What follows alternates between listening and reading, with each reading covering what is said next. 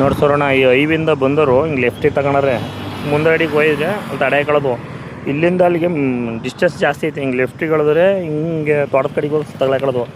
ಈ ರೋಡಲ್ಲಿ ಇಷ್ಟೊಂಥರ ಲಾಂಗ್ ಹೋಗಿ ಡೈರೆಕ್ಟ್ ಆಗಿಬಿಟ್ರೆ ಎಲ್ಲೂ ಬ್ರೇಕ್ ಹಾಕಿಲ್ಲ, ಫುಲ್ ಇಷ್ಟೊಂಥರ ದೂರ ಗ್ಯಾಪ್ ಐತೆ. ಡೈರೆಕ್ಟ್ ಬಿಟ್ರೆ ಸಿಕ್ಕಾಬಿಟ್ರೆ ಅಲ್ಲಿಂದ ಜಾಗ ಉದ್ದ ಜಾಸ್ತಿ ಐತೆ. ಸ್ಟ್ರೈಟು ಚಾನಲ್ ಒಳಗೆ ಬಿಟ್ರೋದು. ಇಲ್ಲಿಂದ ಹಿಂಗೆ ಸ್ಟ್ರೈಟ್ ಬಂದರು, ಹಿಂಗೆ ರೈಟ್ ಕೊಡಿದ್ರೆ ಹಿಂಗೆ ಲೆಫ್ಟ್ಗಳದಿಲ್ಲ ಡೈರೆಕ್ಟ್ ಅಷ್ಟು ದೂರದಿಂದ ಲಾಂಗ್ ಬಂದು ಡೈರೆಕ್ಟ್ ಚಾನಲ್ ಒಳಗೆ ಬಿಟ್ರೋದು ನೋಡಿ. ಸ್ಟ್ರೈಟ್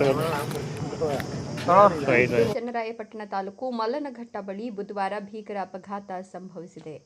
ಚಾಲಕನ ನಿಯಂತ್ರಣ ತಪ್ಪಿದ ಸ್ವಿಫ್ಟ್ ಕಾರು ಹೇಮಾವತಿ ನಾಲೆಗೆ ಬಿದ್ದ ಪರಿಣಾಮ 30 ವರ್ಷದ ಪ್ರಿಯಾಂಕ ಹಾಗೂ 1.5 ವರ್ಷದ ವೈಭವ ಸ್ಥಳದಲ್ಲಿ ಮೃತಪಟ್ಟಿದ್ದಾರೆ. ಇನ್ನು ಇವರು ಬೆಂಗಳೂರು ಗ್ರಾಮಾಂತರ ಜಿಲ್ಲೆಯ ದೇವನಹಳ್ಳಿ ಮೂಲದ ಮಂಜುನಾಥ್ ಅನ್ನೋರ ಕುಟುಂಬವು ಧರ್ಮಸ್ಥಳದಲ್ಲಿ ಮದುವೆ ಮುಗಿಸಿ ವಾಪಸ್ ಆಗ್ತಿದ್ದಾಗ ಈಗ ನಘೋರ ದುರಂತ ನಡೆದಿದೆ ಎನ್ನಲಾಗಿದೆ.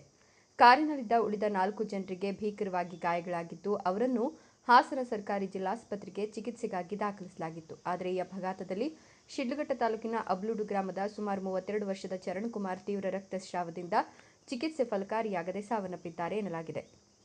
ಇನ್ನು ಇವರ ಕುಟುಂಬದ ಆಕ್ರಂದನ ಮುಗಿಲು ಮುಟ್ಟಿದೆ. ಇನ್ನುಳಿದ 3 ಜನರ ಸ್ಥಿತಿ ಚಿಂತಾಜನಕವಾಗಿದೆ ಅಂತ ಮೂಲಗಳು ತಿಳಿಸಿದೆ.